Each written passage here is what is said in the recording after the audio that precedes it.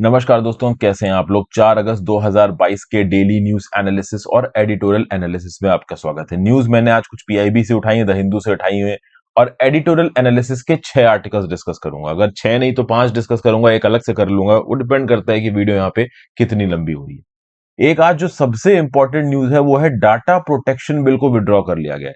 लंबे समय से joint parliamentary committees data protection bill के ऊपर बातचीत कर रही थी और फाइनली यहां पे सरकार के द्वारा इसको विड्रॉ किया गया। तो इससे क्या पॉलिटिकल ब्लेम गेमिंग शुरू होगी, ओवरऑल यहां पे इस पर्टिकुलर फील्ड में क्या हो रहा है, कितनी जल्दी से नया डाटा प्रोटेक्शन बिल लाया जाएगा, इन सब चीजों के बारे में बात करेंगे।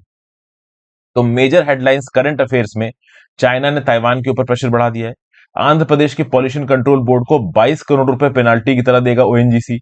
फिर भाई, यूएन सिक्योरिटी काउंसिल की मीट काउंटर टेररिज्म के ऊपर इंडिया होस्ट करेगा अभी कुछ महीनों में। फिर भाई, कैबिनेट ने क्लाइमेट प्लेजेस के लिए नॉर्म दिए हैं और ये जो अप्रूवल दिया है कैबिनेट ने क्लाइमेट प्लेजेस के लिए, ये पहले के अप्रूवल से थोड़ा कम है। एनर्जी कंजर्वेशन के लिए बिल इंट्रोड्यूस किया गया है और सर्विस सेक्टर पिछले 4 महीनों में सबसे कम ग्रो कर रहा है, इसको देखेंगे। फिर यहां पे ओवरऑल पब्लिक एसेट सेल के अंदर रिस्पॉन्सिबिलिटी दिखाना, इसको एयर इंडिया के एसेट सेल के रिस्पेक्ट से कंपेयर किया जा रहा है, इसके बारे में बात करेंगे। कहीं ना कहीं सरकार की बुराई की जा रही है, एयर इंडिया को गलत प्रकार से बेचा गया, इसके बारे में बात की जा रही है, तो ये आपके साथ बात करूंगा।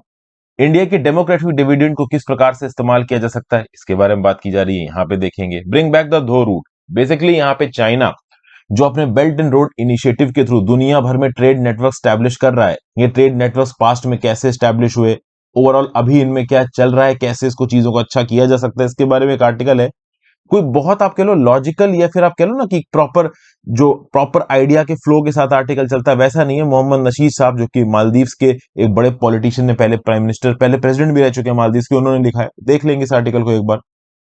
फिर अभी एक ड्राफ्ट इको सेंसिटिव एरिया के लिए नोटिफिकेशन रिलीज किया गया केंद्र की ministry of environment and forest के द्वारा, जिसको कर्नाटका की सरकार अपोज कर रही है।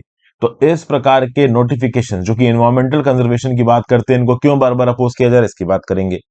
फिर भगत सिंह कोश्यारी साहब को यहां पे क्रिटिसाइज किया जा रहा है, ऐसा इन्होंने क्या बोल दिया कि इनको क्रिटिसाइज किया जा रहा है, इस वीडियो के बारे में बात करेंगे। अगर इसमें समय नहीं लगा तो अलग से बना दूंगा। और ओवरऑल ट्रेड डेफिसिट बहुत तेजी से बढ़ रही है, इंपोर्ट हमारे बढ़ते ही जा रहे हैं, एक्सपोर्ट घट रहे हैं, तो इससे क्या लॉन्ग टर्म में इंपैक्ट आएगा, इसके बारे में बात की गई है, इसको देखेंगे। वर्ड ऑफ द डे देख लेते हैं, इडियोसिंक्रेटिक। क्या मतलब होता है? Something peculiar to an individual, his teaching methods are idiosyncratic but successful. मतलब कुछ अलग, कुछ विशेष स्वभाव की। जैसे एक टीचर होता है ना, तो हर टीचर की अपनी अपनी आइडियोलॉजी होती है, बट एक टीचर की बिल्कुल ही अलग तरीके से पढ़ा रहा है। या फिर आप मान लो कोई आप काम कर रहे हो, ठीक है ना, अपने ऑफिस में कोई असाइनमेंट पूरा कर रहे हो, उस असाइनमेंट को आप एकदम ही अलग तरीके से पूरा करो। जैसे यहाँ पे कौवे दिख रहे हैं, अब वैसे तो कौवे आपको ओवरऑल इस पर्टिकुलर पोल के ऊपर बैठे दिख रहे हैं, एक पोल से लटकता दिख रहा है, तो ये क्या हो जाएगा? इडियोसिंक्रेटिक हो जाएगा ये, क्योंकि ये बाकियों से अलग काम कर रहा है। ठीक है भाई, आगे बढ़ने से पहले वीडियो पे लाइक का बटन, दोस्तों इंस्टाग्राम पे फॉलो कर लीजिए, टेलीग्राम ग्रुप ज्वाइन कर लीजिए। इंस्टाग्राम पे आपसे जुड़ता हूँ, टेलीग्राम ग्रुप पे आपको लेक्चर की पीडीएफ और नोटिफिकेशन दोनों मिल जाएगी। ज्यादा से ज्यादा लोगों के साथ वीडियो को शेयर करें, वीडियो पे लाइक का बटन जरूर दबाएं, इससे चैनल का एंगेजमेंट बढ़ता है, यूट्यूब वीडियोस को और लोगों को रिकमेंड करता है। अगर आपको सही लगे तो सुपर थैंक्स का ऑप्शन दबा के हेल्प भी कर सकते हैं, नीचे लाइक बटन के बगल में मिल जाएगा। तो चाइना ने ताइवान के ऊपर प्रेशर स्टेप अप किया, लार्जेस्ट एवर एक्सरसाइजेस शुरू कर दी हैं ताइवान। ये अगर आप ताइवान देखिए, कल मैंने इसको आपको वीडियो के थ्रू भी समझाया था, तो ताइवान को घेरते हुए 6 जगहों से ओवरऑल एक मिलिट्री एक्सरसाइज शुरू की है बीजिंग ने। इससे इफेक्टिवली होगा ये कि अगले 4 दिनों के लिए ताइवान की इंटरनेशनल कनेक्टिविटी बंद हो जाएगी, चाहे वो समुद्र के रास्ते से हो, चाहे वो हवाई रास्ते से हो। तो बेसिकली जो 4 दिन की एक्सरसाइज है चाइना की, ये ताइवान को चारों तरफ से ब्लॉक कर देगा। तो ताइवान में आने वाली और ताइवान से जाने वाली 51 इंटरनेशनल फ्लाइट्स को यहां पे कैंसिल कर दिया गया, क्योंकि चारों तरफ से एक्सरसाइजेज हो रही हैं। इन एक्सरसाइजेज और मिलिट्री ड्रिल्स में बहुत सारी मिसाइल्स भी लॉन्च की जाएंगी, तो कोई इंटरनेशनल एयरक्राफ्ट को यहां पे क्रैश होने की भी संभावना हो सकती है। इस कंटेक्स्ट में अगर आप देखो तो ताइवान के तोइन इंटरनेशनल एयरपोर्ट में 51 इंटरनेशनल फ्लाइटों को अभी के लिए रद्द किया गया। और ये सब क्यों हो रहा है? क्योंकि नैन्सी पेलोसी 82 वर्षीय highest ranking US official I हैं। इससे पहले हाउस स्पीकर न्यूट गिंगरिच आए थे 1997 में, अब पेलोसी आई। ये आई, इन्होंने प्रेसिडेंट त्साई इंगवेन के साथ बातचीत की और फिर ये साउथ कोरिया के साथ निकल गई। तो इस बात को लेके चाइना बहुत नाराज था। मिस पेलोसी ने यहां पे बोला है कि हम डेमोक्रेसी और ऑटोक्रेसी की बात करते हैं, मतलब यूएस और ताइवान अपने आप को डेमोक्रेसी बता रहा है, चाइना को ऑटोक्रेसी बता रहा है। चाइना के फॉरेन मिनिस्टर के स्पोक्स पर्सन हुआ चुनिंग क्या बोले हैं कि ये कोई डेमोक्रेसी की बात नहीं है, ये चाइना की सोवरेनिटी को वायलेट करने वाली बात है। हमारी सोवरेनिटी को वायलेट करके हमें प्रोवोक किया गया, हमारे राइट्स को इन्फ्रिंज किया गया, इसलिए हम बदला लेंगे, वगैरह वगैरह बातें यहां सब चाइना कर रहा है। अब क्या है कि चाइना के सोशल मीडिया पे एक बात चल रही है। चाइना ने यूएस को ओपन धमकी दी थी कि अगर तुम आओगे तो हम कुछ ना कुछ करेंगे। अब चाइना के social media users Chinese administration से पूछ रहे हैं कि तुमने क्या कर लिया, यूएस वाले तो आगे चले गए। तो चाइनीज एडमिनिस्ट्रेशन बोल रहा है कि हम कुछ ना कुछ करेंगे, आप हमें समय दीजिए, कुछ ना कुछ हम जबरदस्त यहां पे करेंगे। मतलब बेसिकली देखिए, जी जिनपिंग यहां पे कमजोर नजर नहीं आ सकते।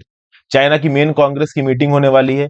ओवरऑल जी जिनपिंग का 10 साल का कार्यकाल पूरा हो चुका है ऑलमोस्ट, लेकिन वो अपने आप को प्रेसिडेंट फॉर लाइफ डिक्लेयर कर चुके हैं। तो यहां पे अगर जी जिनपिंग कमजोर नजर आएंगे तो पॉलिटिकली डिफीटिंग होगा, तो कुछ ना कुछ बड़ा चाइना करेगा। वो बड़ा क्या होगा ये भाई आगे आने वाले समय में पता चलेगा। Next news, ONGC told to pay 22 crore to pollution control board. GS paper 3 environmental degradation में न्यूज आपको काम आएगी। देखिए, oil and natural gas commission के ऊपर, oil and natural gas commission के ऊपर नेशनल ग्रीन ट्राइब्यूनल ने 22.77 करोड़ रुपए का आप कह लो पेनाल्टी डाली है। और ये पेनाल्टी 22.77 करोड़ रुपया ओएनजीसी को पे करना है Andhra Pradesh pollution control board को। बड़े स्केल पे ओएनजीसी ने एयर, साउंड, सॉयल और वाटर पॉल्यूशन किया है ईस्ट और वेस्ट गोदावरी डिस्ट्रिक्ट में। तो इसके लिए हरियाणा ऑलमोस्ट 23 करोड़ रुपए का भरेगा ओएनजीसी, किसको? Andhra Pradesh pollution control board को। एनजीटी के बारे में बात की जाए तो 18 अक्टूबर 2010 को एनजीटी को स्टैब्लिश किया गया था through the NGT act of 2010। ये एक स्पेशलाइज्ड बॉडी है, इन्वायरमेंटल डिस्प्यूट्स को कैटर करती है, मल्टी डिसिप्लिनरी तरीके से इनको देखती है। इससे पहले थी national environment appellate authority. Article 21 of the संविधान के हिसाब से हमें एक राइट टू हेल्दी इन्वायरमेंट का हक है, उसको पूरा करने के लिए एनजीटी अपना काम करता है। पहले इस प्रकार के केसेस को भी सुप्रीम कोर्ट, हाई कोर्ट देखता था, फिर उनके पास टाइम बचा नहीं तो नेशनल इन्वायरमेंट अपीलेट अथॉरिटी बनी, फिर बनी आपका नेशनल ग्रीन ट्राइब्यूनल। तो अब जितने भी इन्वायरमेंट से रिलेटेड केसेस हैं वो एनजीटी के बेंचेस के पास जाते हैं। आपसे एक सवाल है, बताइए नेशनल ग्रीन ट्राइब्यूनल की बेंचेस इंडिया में कहां कहां पे हैं? फिर से पूछ रहा हूं, नेशनल ग्रीन ट्राइब्यूनल की बेंचेस इंडिया में कहां कहां पे हैं, ये बताइए। तो अभी के लिए एनजीटी ने Andhra Pradesh pollution control board से बोला है कि भैया ओएनजीसी के खिलाफ आगे भी आप एक्शन ले सकते हैं। अभी के लिए तो ओएनजीसी आपको 22.77 करोड़ का हर्जाना देगा ही देगा। और ऐसा नहीं है कि एनजीटी ने केवल ओएनजीसी को ही सजा सुनाई है, gas authority of India limited को भी ट्राइब्यूनल ने सीधे सीधे डायरेक्ट किया है कि भैया जो भी ज्वाइंट कमेटी सेटअप की गई थी एनजीटी के द्वारा, उसने जो भी रिकमेंडेशन दिए हैं गेल को अपनी यूनिट्स को इन्वायरमेंटल नॉर्म्स के साथ कोऑर्डिनेट करने के लिए, वो प्रॉपर तरीके से ग्राउंड लेवल पे इंप्लीमेंट। गेल क्या है? तो gas authority of India limited एक government owned natural gas explorer है, प्रोड्यूसर है, नेचुरल गैस की प्रोसेसिंग और डिस्ट्रीब्यूशन के काम को इंडिया के अंदर देखता है। हेडक्वार्टर्स गेल भवन न्यू दिल्ली में है और ये आता है ministry of petroleum and natural gas के अंदर। ठीक है भाई, तो ये ओवरऑल है। अच्छा, ओएनजीसी के खिलाफ केस लेके कौन पहुंचा एनजीटी के पास? तो Y Venkatapati Raja of Konaseema district, ये ओवरऑल पहुंचे एनजीटी के पास। इन्होंने बोला कि भाई यहाँ पे जो ओएनजीसी है ये इन्वायरमेंटल डिग्रेडेशन एक्टिविटीज कर रहा है, और ओएनजीसी के साथ साथ गेल के ऊपर भी इल्जाम लगाया गया था। तो कुल मिला के इस इल्जाम में बोला गया कि जो ओएनजीसी है और ये जो गेल है, ये समय समय पे पॉल्यूटेड वाटर को डिस्चार्ज करते हैं समुद्र के अंदर, वाटर बॉडीज और ओपरलैंड को पॉल्यूट करते हैं। गैस लीकेजेस इन्होंने कॉज की है गोदावरी डिस्ट्रिक्ट की 100 विलेजेस के अंदर, तो इनके खिलाफ कुछ एक्शन लीजिए माई बाप। तो एनजीटी माई बाप बन के यहाँ पे एक्शन ले रहे हैं। ऑयल नेचुरल गैस कमीशन की बात की जाए तो ये इंडियन ऑयल गैस एक्सप्लोरर और प्रोड्यूसर है, हेडक्वार्टर है इसका नई दिल्ली में। 14 अगस्त 1956 को गवर्नमेंट ऑफ इंडिया के द्वारा बनाया गया था, पब्लिक सेक्टर अंडरटेकिंग है। इसके ऑपरेशंस को देखा जाता है ministry of petroleum and natural gas के द्वारा। फिर अगली news, GS paper 2 important international institution में काम आएगी। UNSC meet on counter terrorism को होस्ट कर रहा है India.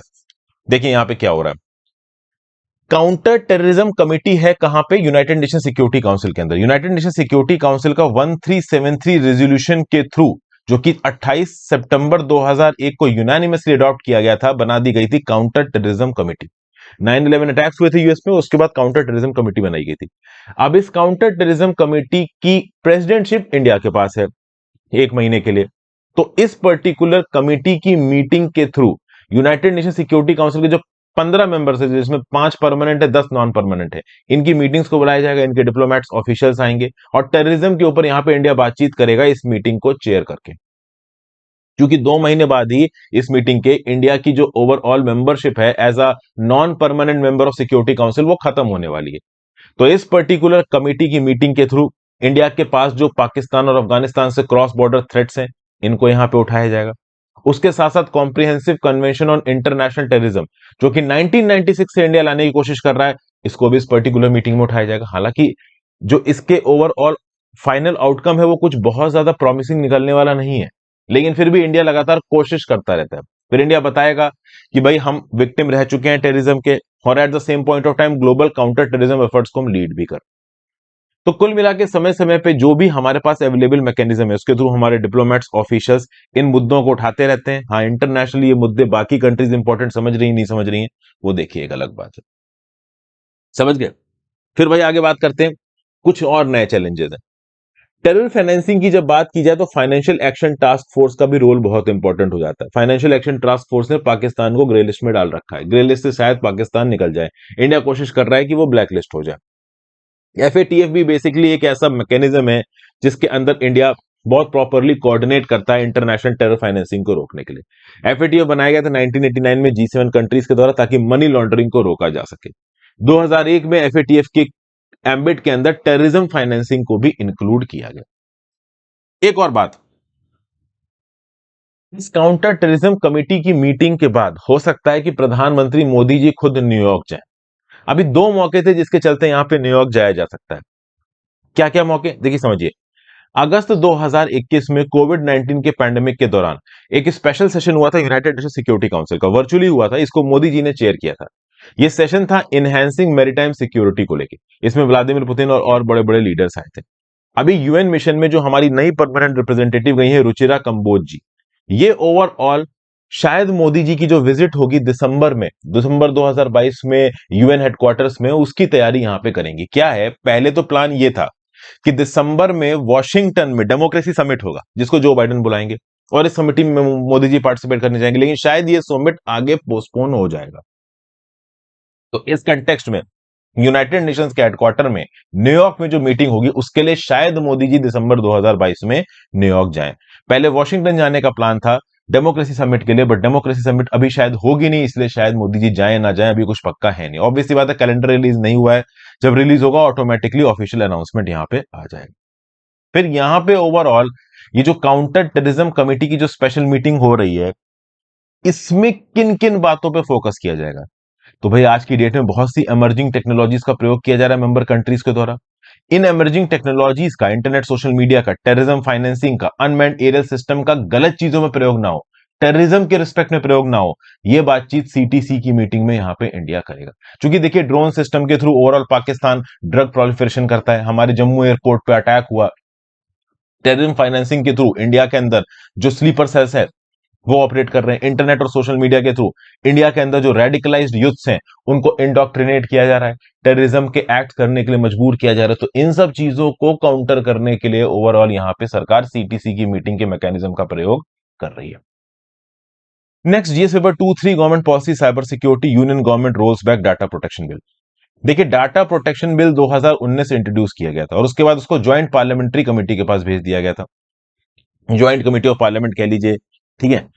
Joint committee of parliament का मतलब क्या हो गया कि लोकसभा और राज्यसभा दोनों के मेंबर्स होंगे इस कमेटी के अंदर, किसी पर्टिकुलर बिल के ऊपर ये कमेटी बातचीत करेगी।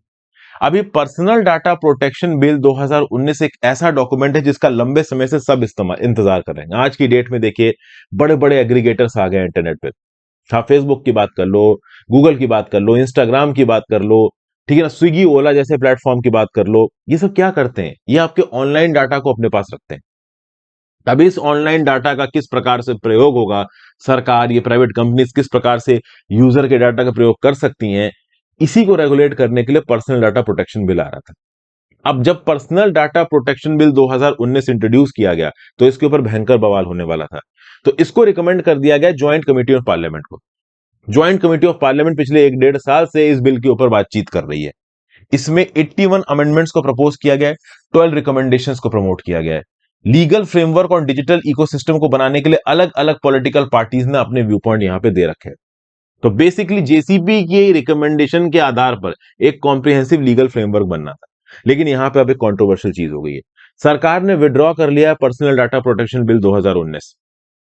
ओवरऑल ये जो जेसीपी बनी थी इसने 542 पेज रिपोर्ट सबमिट की थी, 93 रिकमेंडेशंस और 81 अमेंडमेंट्स प्रपोज किए थे यहां पे। अब प्रॉब्लम यह है कि या तो आप इसी पर्टिकुलर बिल को चेंजेस के साथ पास करवाते। सरकार ने यहां पे क्या किया कि भाई हम personal data protection bill 2019 withdraw कर रहे हैं और हम अर्जेंट बेसिस पे रैपिडली एक नया डाटा प्रोटेक्शन बिल लेके आएंगे जिसमें ज्वाइंट कमिटी ऑफ पार्लियामेंट के जितने भी रिकमेंडेशन है उसको हम इंक्लूड करेंगे। मतलब सरकार ने बोला है कि जो पुराना 2019 बिल के ऊपर बहस हो रही है 1.5 साल से, उन सारी बहस को मद्देनजर रखते हुए हम एक नया बिल लाएंगे, उसमें सब कुछ इंक्लूड कर देंगे। अब इस प्रकार की एक्टिविटी के लिए देखना अपोजिशन भर भर के सरकार को क्रिटिसाइज करेगा। सरकार बोलेगा कि 1.5 साल से जब इसके ऊपर रिकमेंडेशन हम कर रहे थे, एक झटके में आपने इसको हटा दिया। और मतलब अपोजिशन सरकार से बात बोलेगा कि एक झटके में आपने हटा दिया, अब नया बिल ले आओ। जो भी नया बिल सरकार यहां पे लेके आएगी ना, केंद्र की सरकार, उसको क्रिटिसाइज किया जाएगा। कुछ ना कुछ ऐसे पॉइंट उसमें ऐसे जरूर निकल आएंगे जो कि इन अमेंडमेंट्स के साथ मेल नहीं खाते होंगे, जो कि अभी पुराने जेसीपी में रिकमेंड किए गए। तो समझिए, पीडीपी बिल 2019, इसमें कई सारे 91 रिकमेंडेशन से 81 अमेंडमेंट्स प्रपोज किए गए। तो इन अमेंडमेंट्स को इंक्लूड करने के बाद सरकार ने क्या किया, बिल ही वापस खींच लिया और नया बिल इंट्रोड्यूस करेंगे। अब जब नया बिल इंट्रोड्यूस करेंगे, उनके रिकमेंडेशन को जब पढ़ा जाएगा, तब अपोजिशन और एक्सपर्ट्स बोलेंगे कि पुराने बिल में तो ये अच्छा था, आपने नए में इंक्लूड नहीं किया, नए में आप ओवरऑल अभिव्यक्ति की आबादी को दबाने की कोशिश कर रहे हो। इस प्रकार के बहुत से इल्जाम सरकार के ऊपर लगाए जाने वाले हैं। लेट्स सी नया डाटा प्रोटेक्शन बिल कब तक आता है, इस बात को लेकर अपोजिशन कितना बवाल करता है, ये आगे आने वाले समय में ही पता चलेगा। अच्छा, ऐसा बताया जा रहा है कि जो हमारा पर्सनल डाटा प्रोटेक्शन बिल 2019 का था और जो भी नया आएगा वो कुछ कुछ हद तक यूरोपियन यूनियन के रिकमेंडेशंस, यूरोपियन यूनियन के रेगुलेशंस के जैसा होगा। यूरोपियन यूनियन के अंदर लाया गया GDPR, general data protection regulation. तो इस ईयू वाले जीडीपीआर में क्या क्या है कि यूजर्स अपना इन्फॉर्म्ड कंसेंट देंगे तभी उनका डाटा इस्तेमाल हो सकता है। अगर यूजर का डाटा लीक होता है तो 72 घंटे के अंदर लीक को आपको रिपोर्ट करना है। 2 साल का ट्रांजिशन पीरियड है ताकि जीडीपीआर के प्रोविजंस को पुटअप किया जा सके। अब इंडिया के अंदर तो अभी पूरा मैकेनिज्म बना ही नहीं है, लॉ बना ही नहीं है, तो ट्रांजिशन पीरियड कहां से आएगा। फिर भाई, ईयू लॉ के हिसाब से डाटा फिड्यूशरी क्या है, कोई भी लीगल पर्सन, पब्लिक अथॉरिटी, सरकारी प्राइवेट बॉडी जो कि डाटा प्रोसेसिंग के काम में इन्वॉल्व है, डाटा प्रोसेसिंग की ताकत उसके पास है, उसको फिड्यूशरी बोला जाएगा और उस फिड्यूशरी के ऊपर नियम कानून लागू होंगे। फिर इस particular joint committee in parliament ने यह भी बोला है कि इंडिया के अंदर एक डाटा प्रोटेक्शन अथॉरिटी बनाई जाएगी। इस प्रकार की अथॉरिटीज जीडीपीआर के अंदर भी है। ये डाटा प्रोटेक्शन की अथॉरिटी प्राइवेसी और पर्सनल डाटा की बात करेगी। तो ये सारे रिकमेंडेशंस जेसीपी ने भी दिए हैं और ये सारे रिकमेंडेशंस जीडीपीआर के अंदर। ठीक है भाई, फिर आ जाते हैं नेक्स्ट न्यूज पे। Bill on energy conservation introduce, GS paper 3 conservation में न्यूज आपको काम है। देखिए क्या है, पावर मिनिस्टर आरके सिंह साहब ने लोकसभा में एक बिल इंट्रोड्यूस किया और इस बिल के थ्रू बोला गया है कि वो सारी बिल्डिंग्स जिसमें 100 किलोवाट तक का कनेक्टेड लोड है एनर्जी का, उसकी एनर्जी रिक्वायरमेंट्स को बहुत हद तक रेन्यूएबल सोर्सेज से पूरा किया जाए तो बढ़िया है। तो एक बिल लोकसभा के अंदर लाया गया पावर मिनिस्टर आरके सिंह के द्वारा, जिसमें बोला गया कि जितनी भी बिल्डिंग्स जिसमें मिनिमम कनेक्टेड लोड 100 किलोवाट का है, उसकी कुछ amount of energy requirements renewable sources से आनी चाहिए। तो एनर्जी कंजर्वेशन अमेंडमेंट बिल इसलिए यहां पे लेके आया गया, इससे कार्बन मार्केट्स बनाए जाएंगे। स्टेट इलेक्ट्रिसिटी रेगुलेटरी कमीशन को ताकत दी जाएगी कि हाँ भाई, कौन सी जगह पे कितनी बिजली रेन्यूएबल एनर्जी से पहुंचानी है, इस बात के नियम कानूनों को स्टेट इलेक्ट्रिसिटी रेगुलेटरी कमीशन को पूरा करना पड़ेगा। एनर्जी कंजर्वेशन एक्ट अगर 2001 की बात की जाए तो ये किसकी बात करता है, एफिशिएंट यूज ऑफ एनर्जी की बात करता है, एनर्जी कंजर्वेशन की बात करता है। इस पर्टिकुलर एक्ट को 2010 में भी अमेंड किया गया था और अब इसको एनर्जी कंजर्वेशन अमेंडमेंट बिल 2022 से भी अमेंड किया जा रहा है, ताकि ओवरऑल बड़ी बड़ी बिल्डिंगों में जो भी एनर्जी वगैरह आ रही हो, वो कोशिश हमारी ये रहेगी कि रेन्यूएबल एनर्जी के थ्रू आए, तो हम लोग कोल बेस्ड पावर से हमारे इन्वायरमेंट को पोल्यूट ना करें। अब कहीं ना कहीं ओवरऑल जब ये नियम कानून बनाए जाएंगे तो अपोजिशन भी आएगा। तो तृणमूल कांग्रेस की जो एमपी है सौगता राय, इनका बोलना है कि भाई, इस प्रकार के नियम कानूनों से आप ब्यूरो ऑफ एनर्जी एफिशिएंसी को एक लिमिट से ज्यादा ताकत दे रहे हो। ब्यूरो ऑफ एनर्जी एफिशिएंसी यहाँ पे ओवरऑल रेन्यूएबल और कन्वेंशनल एनर्जी को आप कह लो एक प्रकार का नॉमिनेशन देती है, ठीक है ना, वैलिडेशन देती है। तो ये जो ब्यूरो ऑफ एनर्जी एफिशिएंसी है, जो कि गवर्नमेंट ऑफ इंडिया की एक एजेंसी है, मिनिस्ट्री ऑफ पावर के अंदर, ओवरऑल इसको 2001 एनर्जी कंजर्वेशन एक्ट के अंदर कुछ ताकतें दी गई हैं। तो कंजर्वेशन और एफिशिएंट यूज ऑफ एनर्जी के लिए जो भी इलेक्ट्रिकल अप्लायंसेज है उनको रेटिंग देना, ये काम होता है बीई का। तो कहीं ना कहीं बीई की ताकत बहुत बढ़ जाएगी एनर्जी कंजर्वेशन अमेंडमेंट बिल 2022 को लागू करने के बाद। ये इल्जाम यहां पे एमपी सौगता राय तृणमूल कांग्रेस के लगा रहे हैं, किसके ऊपर, बीजेपी के ऊपर। नेक्स्ट भाई, GS paper 2-3 government policies climate change, cabinet not for climate pledges. यहां पे क्या बात की जा रही है, देखिए क्या हुआ है, लास्ट नवंबर जब ग्लासगो में मीटिंग हुई थी और उससे पहले जब पेरिस क्लाइमेट चेंज कॉन्फ्रेंस हुई थी, तो हमारे प्रधानमंत्री मोदी जी और इंडिया ने एज अ कंट्री कुछ प्लेजेस दी थी। क्या क्या प्लेजेस थी? तो इंडिया ने पंचामृत की प्लेजेस दी थी, मतलब हम 2030 तक 500 gigawatt non fossil fuel energy based, मतलब हम लोग क्या नाम से सन सोलर पावर से, विंड पावर से, इस प्रकार की पावर से 500 गीगावाट तैयार करेंगे 2030 तक। हमारी 50% एनर्जी रिक्वायरमेंट्स रेन्यूएबल एनर्जी से आएगी 2030 तक। प्रोजेक्टेड कार्बन एमिशंस हम 2030 तक 1 बिलियन टन कम कर देंगे। कार्बन इंटेंसिटी इकोनॉमी की 45% तक कम कर देंगे। नेट जीरो हो जाएंगे 2070 तक। ये सब प्रोमिसेस ऑलरेडी इंडिया कर चुका है, लेकिन इंडिया ने जो भी प्रोमिसेस किए थे वो सब्जेक्ट टू सम कंडीशंस किए थे। इंडिया ने ओवरऑल अपनी शर्त रखी थी कि भाई अगर हमें डेवलप्ड कंट्री की तरफ से कुछ मदद आएगी, कुछ सपोर्ट आएगा, तो हम इन प्रोमिसेस को पूरा करेंगे। अब ये जो नेशनली डिटरमिन्ड कंट्रीब्यूशन है, जो कि पेरिस एग्रीमेंट के अंदर और ग्लासगो के समिट में मोदी जी ने बोले थे, इनको यहां पे फिर से अप्रूव किया गया है, लेकिन अप्रूव इस बार कम प्रोमिसेस को किया गया है। समझिए, एक अपडेट इशू किया गया है इंडिया की नेशनली डिटरमिन्ड कंट्रीब्यूशन को। तो पहले जो इतने प्रोमिसेस किए थे इंडिया में, अभी के लिए अपडेट में दो ही प्रोमिसेस को असर्ट किया है। एक तो 2030 तक हम एमिशंस इंटेंसिटी जीडीपी की 45% तक कम कर देंगे 2005 के लेवल के हिसाब से। दूसरा, 2030 तक जो cumulative electrical power installed capacity है उसको 50% तक लेके जाएं। तो जो पहले पंचामृत के 5 सिद्धांत बोले थे, इसमें से अभी दो ही सिद्धांत को लेटेस्ट एनडीसी में अप्रूव किया है मोदी जी ने। आपसे एक सवाल है, एमिशंस इंटेंसिटी को 2030 तक 2005 के कंपैरिजन में 45% कम करना, इसका मतलब क्या है दोस्तों? इसका मतलब मैंने कई बार पहले वीडियो में पढ़ाया है। आप नीचे कमेंट बॉक्स में बताओ कि 45% तक एमिशंस इंटेंसिटी को 2030 तक कम करना 2005 के कंपैरिजन में, व्हाट डज दिस मीन्स? तो इस पर्टिकुलर न्यूज से हम क्या एक्सपेक्ट कर सकते हैं कि क्या इंडिया अपने इन्वायरमेंटल कह लो प्रोमिसेस को थोड़ा कमजोर कर रहा है? देखिए, इंडिया ने साफ साफ बोला था कि अगर हमें इंटरनेशनल मदद आएगी पैसों के टर्म्स में, टेक्नोलॉजी के टर्म्स में, तब हम अपने टारगेट्स को पूरा करेंगे। लेकिन उस लेवल पे पैसों की मदद इंडिया के पास आ नहीं रही, ना ही इंटरनेशनल हेल्प आ रही है, ना ही टेक्नोलॉजी आ रही है। दुनिया भर की कंट्रीज अपनी खिचड़ी बना रही हैं, तो इंडिया भी ऑब्वियस सी बात है दुनिया के एनवायरमेंटल कंजर्वेशन का ठेका लेके नहीं चलेगा। हमारे लिए हमारी डेवलपमेंट पहले जरूरी है। लेकिन इस इवेंट के चलते, इस एटीट्यूड से हो सकता है आगे आने वाले समय में कहीं ना कहीं इन्वायरमेंट में हमें ज्यादा नुकसान हो जाए। ओवरऑल दुनिया एक इन्वायरमेंटल कैटेस्ट्रॉफ की तरफ बढ़ जाए। लेट्स सी, हम बस यही उम्मीद कर सकते हैं कि ऐसा कुछ भी यहां पे ना हो। फिर अगली न्यूज है, service growth slides to 4 months low, GS paper 3 Indian economy. भैया, सर्विस सेक्टर की ग्रोथ पिछले 4 महीनों में बहुत कम हो गई है। ये कौन बता रहा है? ये परचेजिंग मैनेजर इंडेक्स सर्वे बता रही है। परचेजिंग मैनेजर इंडेक्स सर्वे के हिसाब से अगले साल में केवल 5% फर्म ऐसी होंगी जो कि ग्रोथ को एक्सपेक्ट करेंगी।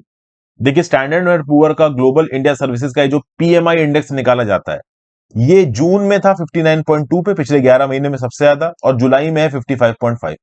देखिए, अगर ये 50 से ज्यादा है, अगर ये 50 से ज्यादा है, तो इसका मतलब ये है कि ओवरऑल कहीं ना कहीं जो बिजनेस इंडेक्स है वो पॉजिटिव है। Purchasing manager index more than 50 का मतलब है ग्रोथ होगी, और लेस देन 50 का मतलब है ग्रोथ कम होगी। तो ये जो परचेजिंग मैनेजर इंडेक्स है, ये कोई प्रॉपर स्टैटिस्टिक्स नहीं देता, ये बस एक इकोनॉमिक इंडिकेटर है मंथली सर्वे के हिसाब से कि हाँ भाई, बिजनेस कॉन्ट्रैक्ट करेगा आगे आने वाले समय में या फिर एक्सपेंड करेगा। तो ओवरऑल अगले 6 महीने से 1 साल के अंदर जो इंडियन डिमांड है, इंटरनेशनल डिमांड है इंडियन सर्विसेज की, बाहर की दुनिया इंडियन सर्विसेज को जो खरीदेगी वो कम होने वाला है। इसमें एक बड़ा ड्रॉप दिखने वाला है। इसमें एक वजह इन्फ्लेशन है, ठीक है ना? तो जो इनपुट कॉस्ट इन्फ्लेशन है वो बिजनेसेस के लिए थोड़ा कंसर्निंग हो रहा है, क्योंकि देखिए बिजनेसेस इंटरनेशनल मार्केट में compete करते हैं। अभी इंडिया के अंदर अगर महंगाई ज्यादा होगी तो ऑब्वियस सी बात है वो प्रोडक्ट्स महंगे होंगे, और इंडियन प्रोडक्ट्स अगर महंगे होंगे तो वो इंडियन नेशनल मार्केट में, इंटरनेशनल मार्केट में नॉन कॉम्पिटिटिव हो जाएंगे। और इंडिया दबा के इंपोर्ट कर रहा है फूड की, फ्यूल की, मटेरियल की, ट्रांसपोर्टेशन की, बहुत सारी चीजों की इंडिया के अंदर जो रिक्वायरमेंट है वो बढ़ गई है पैंडेमिक के बाद। तो हमें तो डोमेस्टिक डिमांड बढ़ी है हमारी, तो हम बाहर से खूब इंपोर्ट कर रहे हैं, लेकिन इंटरनेशनल मार्केटों में जो डिमांड है वो कम हो रही है। खासकर यूरोपियन मार्केट की बात कर लीजिए, यूएस की मार्केट की बात कर लीजिए, वहां पे डिमांड कम हुई है। और उस डिमांड के कम होने के चलते हमारे एक्सपोर्ट भी आगे आने वाले समय में कम होंगे। अच्छा, जॉब क्रिएशन की बात की जाए तो सर्विसेज में जो रेट ऑफ जॉब क्रिएशन है वो कुछ कुछ हद तक जून जितना ही है। ओके, बहुत ज्यादा रिक्रूटमेंट नहीं हुआ है, थोड़ा बहुत रिक्रूटमेंट यहां पे हुआ है। फिर क्या बताया जा रहा है, 94% फर्म्स को यहां पे क्या लगता है कि करंट लेवल से बिजनेस एक्टिविटी कोई बहुत ज्यादा चेंज होने वाली नहीं है, लेकिन ओवरऑल बहुत ज्यादा बढ़ने वाली भी नहीं है। मतलब जो फ्यूचर फोरकास्ट नजर आ रहे हैं वो काफी कम है, क्योंकि 5% कंपनी को ही ऐसा लग रहा है कि आगे आने वाले एक साल में उनका आउटपुट ग्रोथ बढ़ेगा, उनको इंटरनेशनल ऑर्डर्स मिले। मतलब ये जो पीएमआई सर्वे है वो ये बता रहा है कि डोमेस्टिक इन्फ्लेशन के चलते ये कंपनीज कस्टमर्स के लिए चीजें महंगी कर रही हैं, और जब चीजें महंगी हो रही हैं तो वो इंटरनेशनल मार्केट में नॉन कॉम्पिटेटिव हो रही हैं, तो इंटरनेशनल सर्विस मार्केट में इंडिया के एक्सपोर्ट ज्यादा नहीं बढ़ पाएंगे। और इंटरनेशनल मार्केट्स में चूंकि डिमांड भी कम हो रही है, तो ये सारी चीजें कहीं ना कहीं इंडिया के सर्विसेज एक्सपोर्ट के ऊपर प्रॉब्लम डाल सकती हैं, इंडिया के सर्विस सेक्टर के ऊपर प्रॉब्लम डाल सकती है डोमेस्टिक मार्केट में। ये थी न्यूज। चलिए डेली एडिटोरियल पे आ जाते हैं। तालिबान से रिलेटेड एक आर्टिकल है सुहासिनी हैदर जी का, तो ये मुझे उतना इंपॉर्टेंट नहीं लगा, तो मैं इसके रिस्पेक्ट में बात नहीं कर रहा हूं। एक जो इंपॉर्टेंट आर्टिकल हम डिस्कस करेंगे वो है public asset sale, concern for fiduciary duty. देखिए इस पर्टिकुलर आर्टिकल में थोड़ा पॉलिटिकल एंगल भी है, क्योंकि इस आर्टिकल को लिखा है पूजा गांधी पीजी ने। ये बेसिकली स्टेट ज्वाइंट सेक्रेटरी है non resident Indian affairs Dravida Munnetra Kazhagam के। तो कहीं ना कहीं आप कह सकते हो कि बीजेपी के एंटी है, तो थोड़ा एंटी बीजेपी यहां पे इनका स्टांस रहेगा, लेकिन जो ये बात बता रहे हैं ये बात एक्चुअली में लॉजिकल बता रहे हैं। तो जो लॉजिकल बात है भाई उसके बारे में तो डिस्कशन बनता है। तो क्या बोलना है गांधी साहब का, इनका बोलना है भाई एयर इंडिया बेच दी गई टाटा ग्रुप को। अच्छी बात है, अलग अलग प्रकार का रिस्पॉन्स है। कुछ लोगों ने बोला लॉस मेकिंग एंटरप्राइज थी, इसको प्रॉफिटेबल करने के लिए आपने बेच दिया, अच्छा किया। कुछ लोग बोल रहे हैं यार सरकारी एसेट था, इसको बेचना नहीं चाहिए था। सब लोग अपने अपने हिसाब से बेच रहे हैं।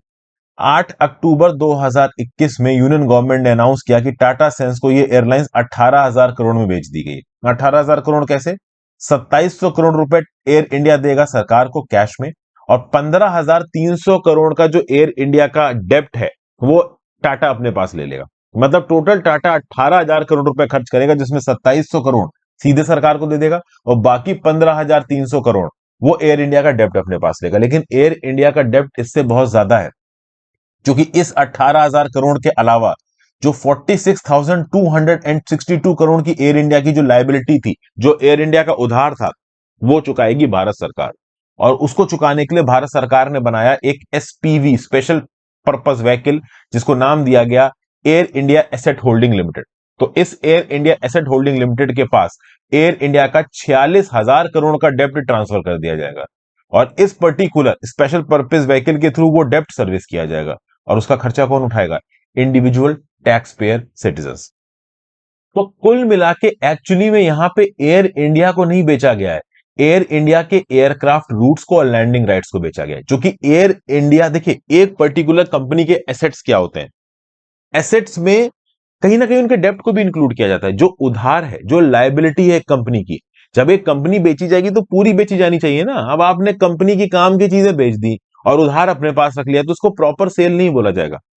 हालांकि कॉर्पोरेट वर्ल्ड में सेल अलग अलग प्रकार की होती है, तो जब एसेट सेल होता है तो उसमें हो सकता है लाइबिलिटीज ना बेची जाती हैं। बहुत से ऐसे कॉर्पोरेट ट्रांजैक्शंस होते हैं जहां पे लाइबिलिटीज नहीं बेची जाती हैं, केवल एसेट बेचे जाते हैं। तो यहां पे भी कुछ ऐसा ही हुआ है कि लायबिलिटी नहीं बेची गई है, 46,000 करोड़ की लायबिलिटी सरकार ने अपने ऊपर ले ली है और उसको ट्रांसफर कर दिया air India asset holding limited को। और air India asset holding limited के बाद पैसा कहां से आएगा भाई, जो हम जैसे इंडिविजुअल टैक्स पेयर्स पैसा भर रहे हैं वही ओवरऑल उसी से पैसा यहां पे चुकाया जाएगा। तो कुल मिला के इस प्रकार के ट्रांजैक्शंस को भारत सरकार को सोच समझ के करना चाहिए, ऐसा यहां पे बताया जा रहा है। देखिए यहां पे क्या बोला जा रहा है, जब किसी दो प्राइवेट सेक्टर के कॉर्पोरेट एंटिटीज के बीच में ट्रांजैक्शन होता है, मान लो C1 और C2 के बीच में ट्रांजैक्शन है। अब C1 ने अपने एसेट बेच दिए C2 को, और C1 ने अपनी लायबिलिटी नहीं बेची, तो उस पर्टिकुलर चीज की लायबिलिटी C1 चुका पाएगा कि नहीं चुका पाएगा, इसके लिए प्रॉपर थर्ड पार्टी गारंटर्स चाहिए होते हैं, बैंकों की गारंटी चाहिए होती है, ओवरऑल प्रॉपर ऑडिट होता है। क्योंकि C1 C2 को अपना सामान बेच रहा है और C1 अपने सामान की लायबिलिटी खुद बियर करेगा, इसकी गारंटी तो चाहिए ना। तो वो C1 ये गारंटी दे पाएगा कि नहीं दे पाएगा, इसके लिए बहुत से मैकेनिज्म होते हैं। अब जब भारत सरकार ने एयर इंडिया टाटा को बेची, तो भारत सरकार ने रिटर्न अंडरटेकिंग दे दी कि हाँ भाई हम ये 46,000 करोड़ रुपए चुका देंगे। इसके लिए कोई ऑडिट नहीं हो, चूंकि सरकार खुद लिखित में दे रही कि हम चुका देंगे। लेकिन ओवरऑल कहां से चुकाएगी सरकार, वो इंडिविजुअल टैक्स पेयर के मनी से चुकाएगी। तो क्या इंडिविजुअल टैक्स पेयर के मनी से इस प्रकार का उधार चुकाना सही है? कुछ लोग बोलेंगे सही है, क्योंकि लंबे समय से एयर इंडिया जैसी कंपनी उधार में चल रही, तो बेटर यह है कि एक बार को इसका उधार चुका दिया जाए और ओवरऑल इसको प्राइवेटाइज करके प्रॉफिटेबल बना दिया जाए। दूसरे लोग बोलेंगे कि यार लंबे समय से जो आपने उधार चुकता कर रखा है उसके लिए तुम्हारे इंडिविजुअल टैक्स पेयर क्यों अपना पैसा दें। तो ये सब चीजें हैं। तो ऑथर एक्चुअली में यहां पे ये बोलने की कोशिश कर रहा है कि गवर्नमेंट को फेयरली और ट्रांसपेरेंट तरीके से यहां पे काम करने की जरूरत है, खासकर तब जब गवर्नमेंट ने एक नेशनल मोनेटाइजेशन पाइपलाइन लॉन्च की है, जिसमें एयर इंडिया के एसेट्स को ओवरऑल किराए पे देके भी सरकार पैसा कमा सकती है। तो इस प्रकार से सरकार अगर सरकारी एसेट्स को बेचेगी और उन सरकारी एसेट्स को बेचते वक्त जो लायबिलिटीज है वो अपने ऊपर अगर ले लेगी, तो एक ट्रेंड सा बन जाएगा। उस ट्रेंड के अंदर सरकार लॉस मेकिंग एंटिटीज को अपनी फेवरेट कॉर्पोरेट को बेचती नजर आएगी, और वो जो लॉस मेकिंग एंटिटीज हैं उनके लॉस को बियर करेगा देश का आम नागरिक अपने टैक्स मनी से। तो ये यहां पे सही नहीं है। तो इस बेसिस पे एक तो सरकार के इस एयर इंडिया स्टेक स्केल को क्रिटिसाइज कर रहे हैं ऑथर। दूसरा ऑथर का बोलना है कि जो इलेक्टोरल बॉन्ड स्कीम है इसको भी इससे जोड़ने की जरूरत है। इलेक्टोरल बॉन्ड स्कीम के थ्रू पैसा दिया जाता है और एसबीआई इलेक्टोरल बॉन्ड्स इश्यू करता है। अभी रिसेंटली हुआ ये कि राइट टू इंफॉर्मेशन फाइल किए गया, आरटीआई पिटीशन फाइल की गई एसोसिएशन फॉर डेमोक्रेटिक रिफॉर्म्स के द्वारा एसबीआई के अंदर। एसबीआई से पूछा गया कि भाई इन इलेक्टोरल बॉन्ड से कितना पैसा है और कौन सी पार्टी के पास कितना पैसा गया। तो भैया फाइनेंशियल ईयर 2019-20 में इलेक्टोरल बॉन्ड्स के थ्रू पैसा आया 3,429 करोड़, 3,429 करोड़। इसमें से 2606 2600 से 2606 करोड़ तो केवल बीजेपी के पास गया। मतलब ओवरऑल 2019-20 में जो टोटल पैसा इलेक्टोरल बॉन्ड के थ्रू आ रहा है उसका लगभग 76% तो एक पॉलिटिकल पार्टी के पास जा रहा है। तो क्या ये पॉलिटिकल पार्टी इन इलेक्टोरल बॉन्ड्स के थ्रू पैसा ले रही है? तो मतलब अब देखिए ऑथर यहां पे कंट्रोवर्शियल बात कह रहा है। ऑथर बोल रहा है कि तुमने भाई एक प्राइवेट सेक्टर को एक लॉस मेकिंग एंटिटी बेच दी और सस्ते में बेच दी, तो क्या उसके बदले में बैक एंड कुछ डीलिंग कर ली? क्या कुछ किकबैक ले लिए क्या इलेक्टोरल बॉन्ड के फॉर्म में? इलेक्टोरल बॉन्ड के बारे में ओपन जानकारी है नहीं, कौन सी कंपनी कितना पैसा दे रही जानकारी है नहीं, तो ये सब चीजें ट्रांसपेरेंट करिए। हो सकता है आप लॉस मेकिंग सरकारी कंपनी को सस्ते में बेच दो, सब कुछ टैक्स केयर के ऊपर डाल दो, इलेक्टोरल बॉन्ड में पैसा ले लो पार्टी के लिए अपने। तो ये सब चीजें को पॉइंट आउट करना जरूरी है, इलेक्टोरल बॉन्ड को ट्रांसपेरेंट करो, ये गांधी जी यहां बोल रहे हैं। फिर ये बोल रहा है अभी 1,126 करोड़ का कॉन्ट्रैक्ट चाइना की company Shanghai tunnel engineering company limited को दिया गया ताकि एक अंडरग्राउंड रेल स्ट्रेच बनाया जा सके दिल्ली। फिर 170 करोड़ का कॉन्ट्रैक्ट एक और चाइनीज फर्म तेजोंग हांगकांग इंटरनेशनल लिमिटेड को दिया गया। तो जब चाइना हमारे साथ लाइन ऑफ एक्चुअल कंट्रोल पे इंक्रोचमेंट कर रहा है, तो इन चाइनीज कंपनी को कॉन्ट्रैक्ट कैसे मिल रहा है? क्या ये चाइनीज कंपनी भी इलेक्टोरल बॉन्ड्स के थ्रू बीजेपी को पैसा दे रही है? तो इन सब चीजों के ऊपर बड़े ही कंट्रोवर्शियल बातें यहां पे गांधी जी बोल रहे हैं। तो मैं वही बता रहा हूं कि ये जो आर्टिकल है वो थोड़ा पॉलिटिकल भी है, मतलब आप कह लो इनडायरेक्टली पॉलिटिकल है। सीधे तो यहां पे इल्जाम नहीं लगाया जा रहा है, बट एक्चुअली में गांधी जी इल्जाम लगाने की ही बात कर। फिर एक और बात है, पुजाही गांधी जी बोल रहे हैं कि एयर इंडिया एक पब्लिक एसेट था, और जब किसी एक पब्लिक एसेट वाली कंपनी को आपको बेचते हो तो केंद्र की सरकार को राज्यों से डिस्कशन करना चाहिए था। तो एयर इंडिया जैसे पब्लिक एसेट को बेचने के लिए केंद्र की सरकार को अपने आप से डिसीजन नहीं लेना चाहिए था, राज्यों के साथ भी बातचीत करनी चाहिए थी। तो वो भी यहां पे नहीं की गई है। तो ये भी बेसिकली केंद्र के बीच में और राज्य के बीच में एक मिसट्रस्ट की सिचुएशन लेके आएगा। तो ये सब बातें ओवरऑल यहां पे कही जा रही है किसके द्वारा? गांधी जी के द्वारा। आई होप आपको समझ में आ गया हो इस आर्टिकल का बेसिक सार। चलिए आगे आ जाते हैं। Reaping the demographic dividend, India needs to invest in quality school and higher education as well as health care. देखिए यूएन की रिपोर्ट आई है वर्ल्ड पॉपुलेशन प्रोस्पेक्ट्स 2022 की, और इसमें यह बोला गया कि दुनिया की पॉपुलेशन इस साल पहुंच जाएगी 8 बिलियन 800 करोड़ और 2050 तक पहुंच जाएगी 9.8 बिलियन 980 करोड़, और इंडिया चाइना को सरपास कर जाएगा 2023 में। कुछ तो इनडायरेक्ट फिगर्स ये भी बोल रहे हैं कि इंडिया सरपास कर गया है, क्योंकि पॉपुलेशन की प्रॉपर रिपोर्टिंग नहीं हुई अपडेटेड, तो हम पता नहीं कर पा रहे। खैर वो एक अलग बात है। ऑफिशियल फिगर ये है कि हम 2023 में चाइना की पॉपुलेशन को पार कर जाएंगे। अब इस कंटेक्स्ट में दो पॉइंट निकल के आते हैं। चाइना के ही एक स्कॉलर है यी फुजियान, ये चाइना की पॉपुलेशन पॉलिसी को क्रिटिसाइज करते हैं। इनका यह बोलना है कि अगर चाइना ने अपनी पॉपुलेशन के ऊपर रोक ना लगाई होती तो चाइना की पॉपुलेशन 2040 तक होती 160 करोड़, और ओवरऑल चाइना का डेमोग्राफिक डिविडेंड ज्यादा होता। अब चूंकि यहां पे चाइना ने अपनी पॉपुलेशन के ऊपर कर्व लगा दिए थे वन चाइल्ड पॉलिसी के थ्रू, इसके चलते चाइना की जो आबादी है वो 2050 तक होगी 130 करोड़ लोग, जिसमें से 50 करोड़ लोग 60 साल से ज्यादा की उम्र के होंगे, और 60 साल से ज्यादा की उम्र के लोग ज्यादा प्रोडक्टिव नहीं होते। तो चाइना के अंदर जो प्रोडक्टिव लॉट है वो कम हो जाएगा। क्यों? क्योंकि चाइना की वन चाइल्ड पॉलिसी लगाई गई। वहीं पे इंडिया की अगर बात करिए तो इंडिया में 2050 तक होंगे 170 करोड़ लोग, जिसमें से सिर्फ 33 करोड़ लोग 60 साल से ज्यादा के होंगे, बाकी सब यंग होंगे। तो इसका मतलब क्या है? इसका मतलब यह है 2050 तक इंडिया अगर अपनी पॉपुलेशन को सही एजुकेशन दे पाता है, सही से उसकी स्किलिंग पर पाता है, तो हमारा जो डेमोग्राफिक डिविडेंड होगा वो चाइना से बहुत ज्यादा होगा। हम चाइना से एक बहुत बड़े एडवांटेज पे होंगे अगले 30 सालों के अंदर, अगर ओवरऑल हम अपने मिडिल इनकम के लोगों की इनकम को सुधार पाए, ओवरऑल लोगों को प्रॉपर तरीके से एजुकेशन दे पाए। और यहां पे अलग अलग इंटरनेशनल रिपोर्ट्स भी, अलग अलग दुनिया की जो कंसल्टिंग फर्म्स है वो चाइना के बारे में क्या बोलते हैं इंडिविजुअली देखते हैं। जैसे कि डेलॉयट इनसाइट्स की सितंबर 2017 की रिपोर्ट क्या बोलती है कि इंडिया की जो पोटेंशियल वर्कफोर्स है वो 88.5 करोड़ से बढ़ के हो जाएगी 108 करोड़ अगले 2 डेकेड्स में। और अगर इंडिया इनको ज्यादा तरीके से ट्रेन और एजुकेट कर पाए, जो कि इंडिया करेगा, तो डेफिनेटली इंडिया आगे आने वाले समय में एक ग्लोबल सुपर पावर बन के आएगा इकोनॉमी के फील्ड में। तो अगले 50 सालों में ग्लोबल इकोनॉमिक पावर के नक्शे पे इंडिया सबसे आगे होगा, ये बताया गया। किसके द्वारा? ये डेलोइट द्वारा बताया गया। फिर मैकिन्से और कंपनी की रिपोर्ट क्या बोलती है? इंडिया टर्निंग पॉइंट अगस्त 2020, ये बोलती है कि भाई दुनिया भर में सप्लाई चेन शिफ्ट हो रही है, चाइना से सप्लाई चेन निकल के इंडिया में जा रही है, डिजिटाइजेशन ऑटोमेशन बढ़ रहा है, कार्बनाइजेशन इनकम बढ़ रही है, डेमोग्राफिक शिफ्ट हो रहा है। इंडिया 2030 तक नई $2.5 ट्रिलियन की इकोनॉमिक वैल्यू बनाएगा, नई 11 करोड़ 20 लाख जॉब्स पैदा करेगा, 30% नॉन फॉर्म वर्कफोर्स पैदा करेगा 2030 तक, मतलब इंडिया तेजी से ग्रो करेगा। फिर इकोनॉमिस्ट की पब्लिकेशन भी बोलती है, 14 मई 2022 का इकोनॉमिस्ट का पब्लिकेशन बोलता है कि जैसे जैसे पेंडेमिक हट रहा है, इंडिया के अंदर जो 4 पिलर्स हैं ग्रोथ के वो बढ़ते नजर आ रहे हैं।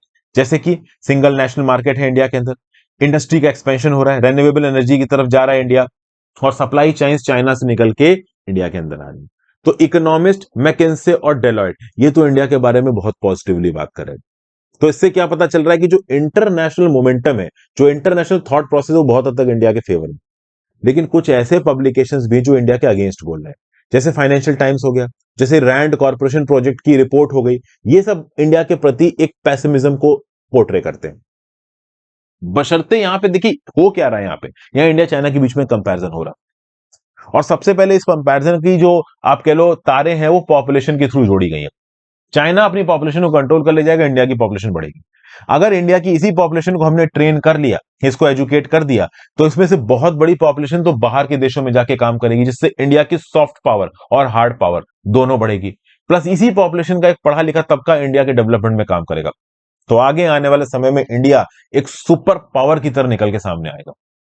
और इंडिया के अंदर कुछ और पॉजिटिव फैक्टर्स भी हैं। अगर आप चाइना की बात करो तो चाइना में डिक्टेटर्स का राज रहा है।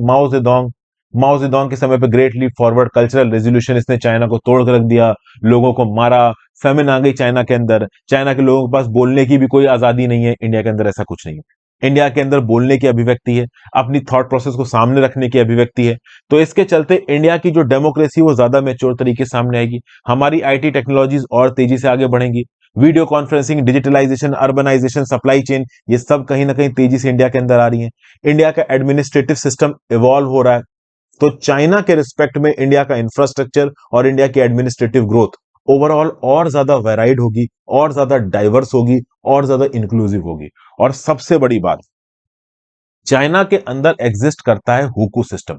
ध्यान दीजिएगा दोस्तों, हुकू सिस्टम एग्जिस्ट करता है चाइना के अंदर। चाइना का हुकू सिस्टम क्या बोलता है? देखिए, इंडिया के अंदर अर्बन इलाके हैं, रूरल इलाके हैं, गांव है, शहर है।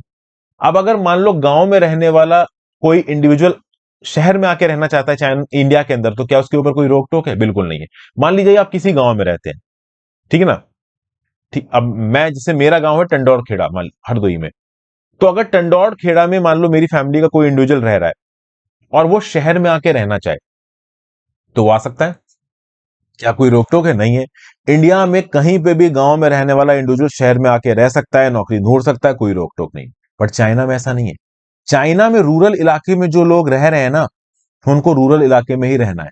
अर्बन चाइना में आने से पहले उनको सरकार से परमिशन लेनी पड़ेगी। तो आप देखो तो चाइना की एक बहुत बड़ी आबादी रूरल इलाके में रहती है। 64% चाइना रूरल इलाके में रहता है। 80 से 90 करोड़ लोग चाइना में रूरल इलाकों में रहते हैं। अर्बन आबादी चाइना में बहुत कम है, केवल 36% चाइना की आबादी अर्बन इलाके।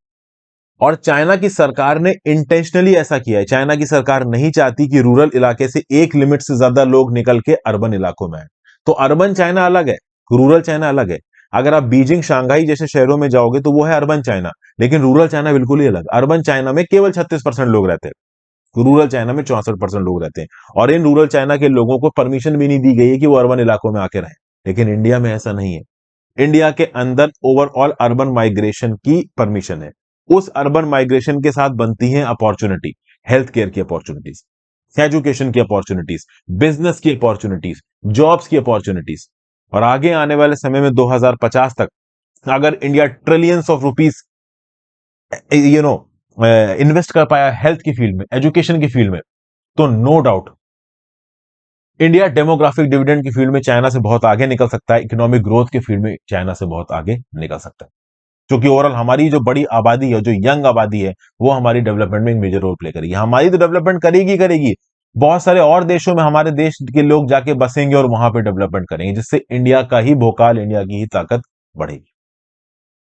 फिर आगे बात करते हैं ब्रिंग बैक द धोरूड़ा। मोहम्मद नशीद साहब ने इस आर्टिकल को लिखा। ये आर्टिकल थोड़ा हैफेजर्ड वे में लिखा हुआ है, प्रॉपर कोहेरेंस के साथ, एक प्रॉपर आप कह लो स्ट्रक्चर के साथ नहीं लिखा गया है। जैसे अभी क्या हुआ कि श्रीलंकन पोर्ट पे, जो श्रीलंका का हम्बन टोटा पोर्ट है, वहां पे एक चाइनीज वेसल जाके डॉक हो रहा था, चाइनीज मिलिट्री वेसल। अब इंडिया ने श्रीलंका से बोला कि यार ये मिलिट्री वेसल की मूवमेंट को रखो।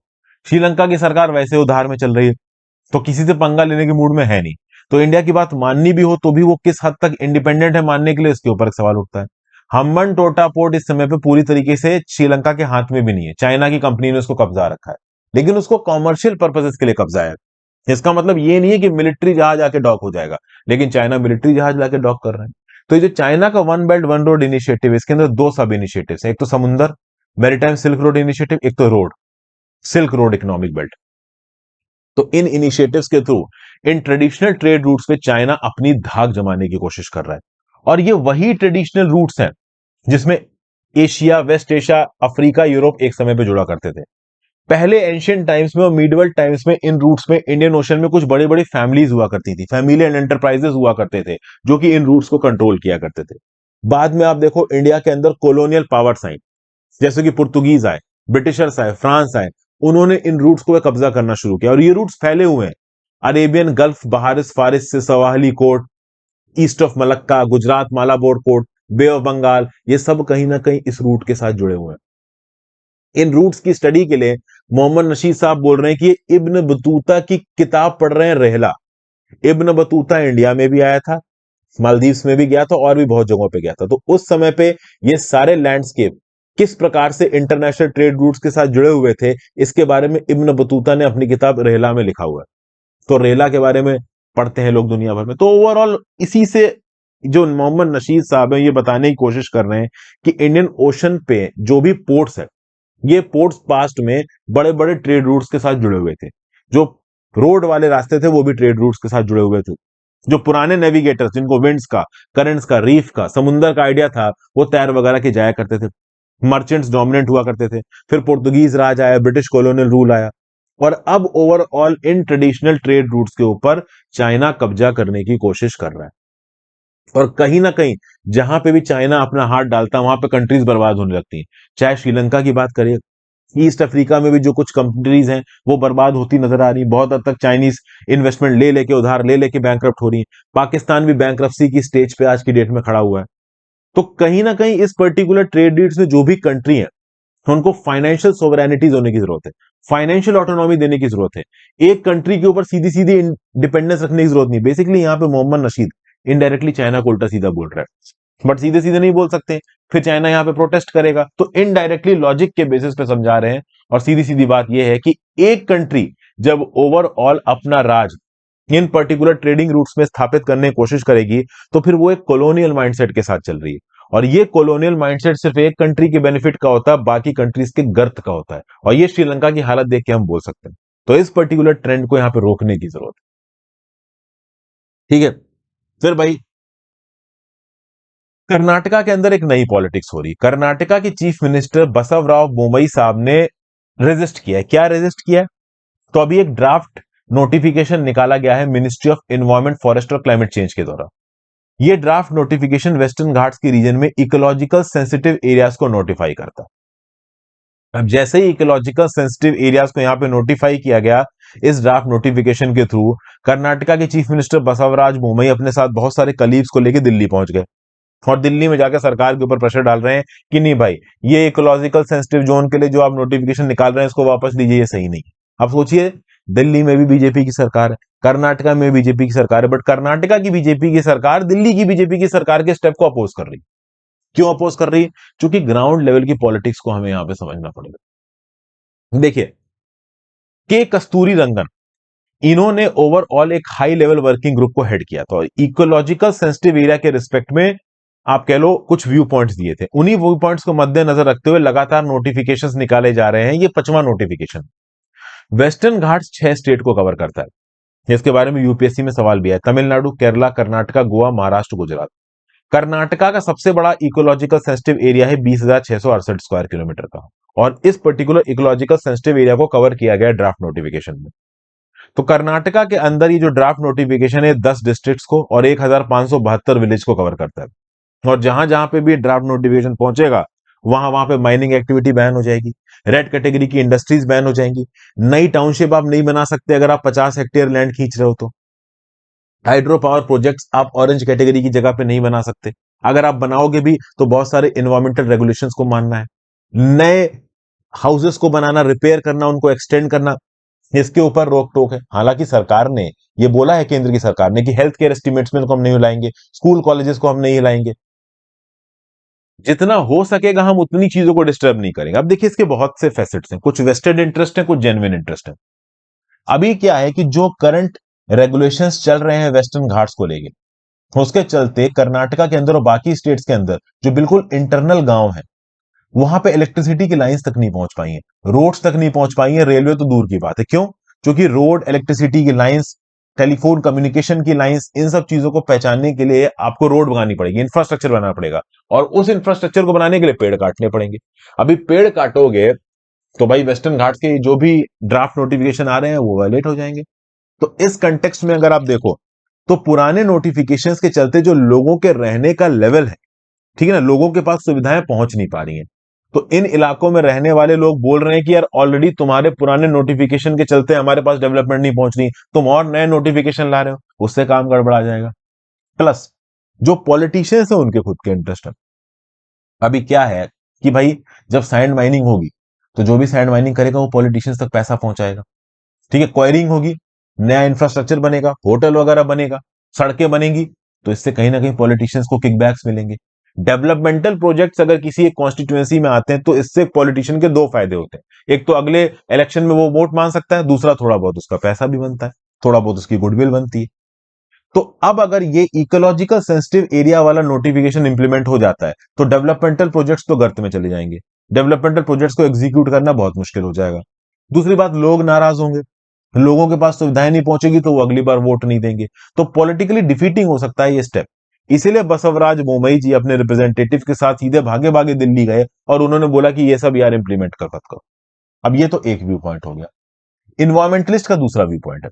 इन्वायरमेंटलिस्ट का ये बोलना है कि जो मलनाड रीजन है यहाँ पे बहुत तेजी से लैंडस्लाइड हो रही है, अगर आप और कंस्ट्रक्शन करेंगे लैंडस्लाइड आगे आने वाले समय में बढ़ेगी, इकोनॉमिक नुकसान तो होगा ही, ह्यूमन लाइफ का भी नुकसान होगा। एक और सबसे खास बात यह है कि ये जो नया ड्राफ्ट नोटिफिकेशन आया है ना, ये ग्राउंड पे लोकल लोगों को समझ में नहीं आ रहा, क्योंकि इंग्लिश में रिलीज हुआ है और लोकल लेवल पे लोग कन्नड़ भाषा जानते हैं, दूसरे स्टेटों में अपनी रीजनल भाषा जानते हैं, तो वो इस पर्टिकुलर नोटिफिकेशन को पढ़ भी नहीं पा रहे हैं, तो इन नोटिफिकेशन को खुद वो पढ़ नहीं पा रहे हैं और ग्राउंड लेवल पे नोटिफिकेशन को लेकर बहुत सारी अफवाहें उड़ रही हैं। कुल मिला के इन्वायरमेंटलिस्ट और जो भी सिविल सोसाइटी एक्टिविस्ट है उनका बोलना है कि नोटिफिकेशंस बहुत जरूरी है इन्वायरमेंट को बचाने के लिए। पॉलिटिशियंस एक अलग भाषा बोल रहे हैं, लोग एक अलग भाषा बोल रहे हैं, तो अब आप समझ सकते हो कि यहाँ पे बहुत सारे वेस्टेड इंटरेस्ट और जेन्युइन इश्यूज इन्वॉल्व हैं।